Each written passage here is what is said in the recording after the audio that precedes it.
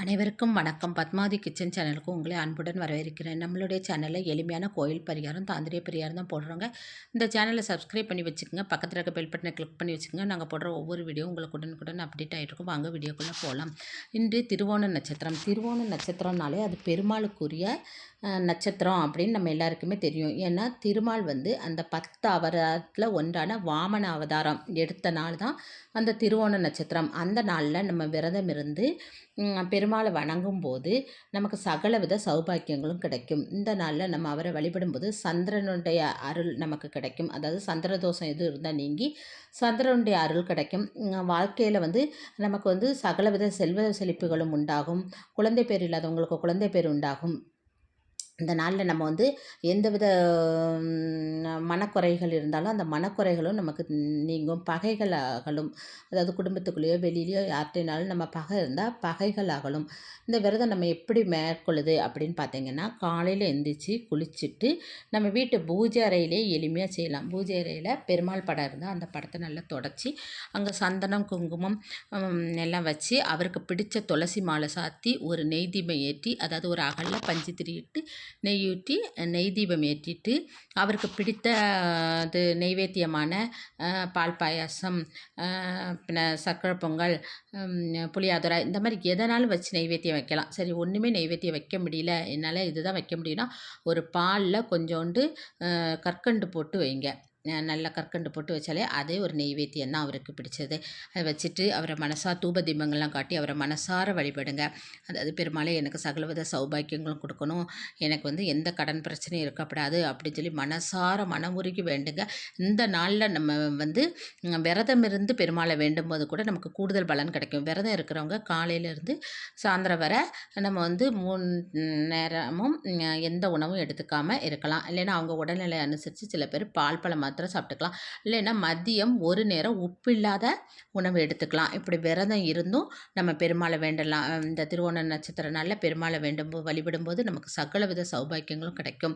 இப்படி வழிபாடு செய்யும்போது நம்ம பெருமாளுடைய சரசரநாமத்தை சொல்லிடலாம்.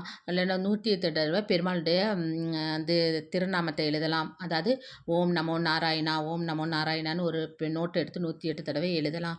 மதியம் உறங்கப்படாது. மதியம் நம்ம எந்த ஃபோனும் பார்க்காம பெருமாளுடைய நாமத்தையே உச்சரிச்சிட்டு இருக்கணும்.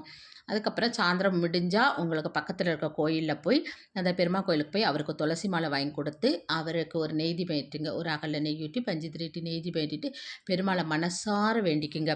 வேண்டும்போது இதில் சகல செல்வ செழிப்பும் உண்டாகும். கடன் பிரச்சனைங்கிறது நம்ம வாழ்க்கையிலே இருக்காது. இப்படி இந்த திருவோண நட்சத்திர நாளில் ஒவ்வொரு மாதத்தில் ஒரு தடவை வரும். ஒவ்வொரு திருவோண நட்சத்திரத்துலேயும் நீங்கள் வழிபடும்போது பெருமாள் உங்களுக்கு சகலவித சௌபாக்கியங்களும் கொடுப்பாரு. இப்போ அப்படி வழிபட்டுட்டு வீட்டுக்கு சந்திரனை பார்த்துட்டு நீங்கள் சந்திரனை வணங்கிக்கிட்டு அதுக்கப்புறம் உங்கள் விரதத்தை முடிச்சுக்கலாம். இப்படி சந்திரனை வணங்கும் போது சந்திர தோஷத்தினால் ஏற்படக்கூடிய விளைவுகள் இருந்தாலும் மாறி சந்திரன் உங்களுக்கு நன்மையை கொடுப்பாரு.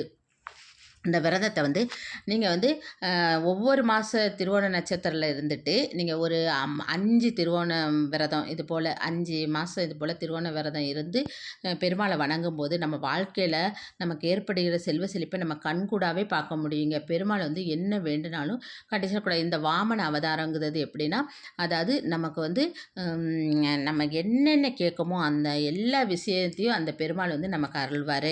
இந்த விரதத்தை நீங்கள் இருந்து உங்கள் வாழ்க்கையில் சகலவித சௌபாக்கியங்களும் அடையட்டும்னு நானும் உங்களுக்காக பெருமாளிடம் வேண்டிக்கிறேன். இந்த விரதம் இருக்கிறதுனால என்னென்ன பலன் கிடைக்கும்னா, நமக்கு கல்வி செல்வம், பொருள் செல்வம் எல்லாமே கிடைக்கும்.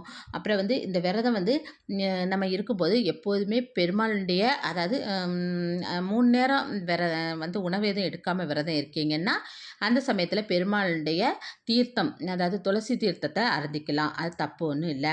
அதை அருந்திட்டு விரதம் இருக்கலாம். விரதம் இருக்க முடியாதவங்க பால் பழம் அருந்தி கூட விரதம் இருக்கலாம். இப்படி இருக்கும்போது நமக்கு கூடுதல் பலன் கிடைக்கும். இந்த நாளில் நீங்கள் என்ன செய்தீங்கன்னா, ஒரு ஆளுக்காவது நம்ம ஒரு அன்னதானங்கிறது கொடுங்க. அன்னதானம் கொடுக்கும்போது நமக்கு கூடுதல் பலன் கிடைக்கும்.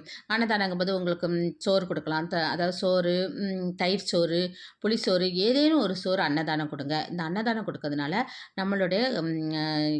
நம்மளுடைய பலன்கள் கூடும். அதாவது என்னென்னா, நம்மளுடைய கர்ம பலன்கள் தீர்ந்து நம்மளுடைய செல்வ செழிப்பான ஒரு நல்ல பலன் நமக்கு கிடைக்கும். நானும் உங்களுக்காக பெருமாள் பெருமாளிடம் உங்களுக்கு சகல செல்வ செழிப்பும் உண்டாகட்டும்னு சொல்லிட்டு பெருமாளிடம் வேண்டிக்கிறேங்க. இந்த வீடியோ பிடிச்சிருந்தா லைக் பண்ணுங்கள், ஷேர் பண்ணுங்கள், சப்ஸ்கிரைப் பண்ணுங்கள். பக்கத்தில் இருக்க பெல் பட்டனை கிளிக் பண்ணி வச்சுக்கோங்க. இன்னொரு பதிவில் உங்களை சந்திக்கிறேன். நன்றி, வணக்கம்.